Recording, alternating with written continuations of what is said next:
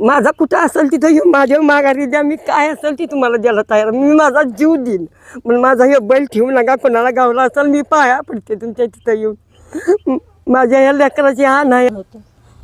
आणि रोज गोट्याकडे तर येऊच वाटतं ना आम्हाला. रोज आम्हाला असं वाटतं की कोणाचा तरी फोन येईल, इथं आहे तिथं आहे, न्यायला या. कोणी कोणाकडं असेल त्यांनी आम्हाला फोन करून लवकर आमचा बैल आम्हाला द्यावा. जय श्रीराम, जय शिवराय. नमस्ते मित्रांनो, मैदान रिपोर्टरमध्ये आपल्या सगळ्यांचं स्वागत आहे. मित्रांनो, आपण आलो आहोत देगाव या ठिकाणी. तुम्हाला माहिती आहे, दिनांक 9 नोव्हेंबर रोजी देशातलं सगळ्यात मोठं श्रीनाथ केसरी मैदान संपन्न झालं. आणि या मैदानातून दिनांक 10 नोव्हेंबर रोजी पहाटे 4 वाजण्याच्या दरम्यान दख्खन 11-11 हा त्या मैदानातनं निघून गेलेला आहे. त्याच्या संदर्भातली महत्त्वाची माहिती घेण्यासाठी आपण आज देगाव या ठिकाणी आलो आहोत.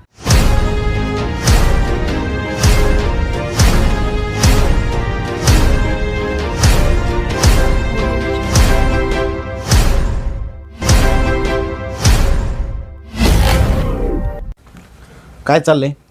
काही शोधाशोधच कॉली वगैरे येतात. काय थांग पत्ता लागला का नाही? नाही नाही हां, नाही. ह्याचं नाव काय? हे तर सरदार सरदार आहे. हा दुसरा असेल, नाही आदत आहे. अजून आदतच हा, आहे. आदत सरदार आहे. आणि पलीकडचा तो चेतक. चेतक. मित्रांनो, तुम्ही पाहू शकता, ही दख्खनची बांधण्याची जागा आहे, मोकळी जागा.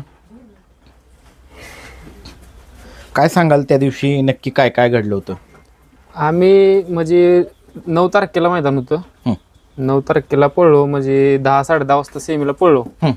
सेमीला पळल्यानंतर बैला जरा ताव झाला, म्हणून आम्ही थांबलो की ठरवलं की सकाळी 5 झोपायचं, सकाळी पहाटे 5 वाजता लवकर उठून जायचं. आणि मी 2-2:30 पर्यंत जागाच होतो, म्हणजे शेकत बाकी सगळी झोपलेली. बाकी सगळी झोपली, मी जागाच होतो 2:30 वाजेपर्यंत. म्हणलं झोपावं जरा. 2:30 वाजता झोपलो तर म्हणलं लवकर उठून पाठी जायचं.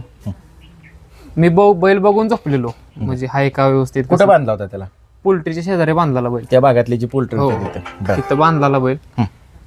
नंतर न बैल 4 वाजता उठतो. 4 वाजता बघितलं तर बैलच नव्हता जागेवर. मग तिथनं 4 वाजून 3 मिनिटानं हुडकाय आम्ही सुरुवात केली, पण काय बैल गावला नाही आम्हाला तिथं. म्हणजे दिवसभर हुडाकला बैल. ती सगळ्या गाड्या चेक केल्या, नाशिकच्या 40गाव भागातल्या गाड्या होत्या, सगळ्या चेक केल्या. गाडीत पण कुठं काय नव्हतं दिसलं. बरं. म्हणजे तिथनं तो मेक उपटूनच हो, मॅक उपटूनच गेला. किती दोन्ही मेक उपटले होते? एकाच कासऱ्या असतो बैल. ती अख्खी मेक अख्खी मॅक उपटून गेला. बरं. तर ती तुम्ही शेवटचं किती वाजता त्याला बघितलं तिथं बांधलं? शेवटचा 2:30 वाजता मी झोपताना त्याला बघितलं होतं. आणि नंतर कधी समजलं की इथं बैल नाही गेलाय? 4 वाजता मी उठलो घरी जायचे म्हणून.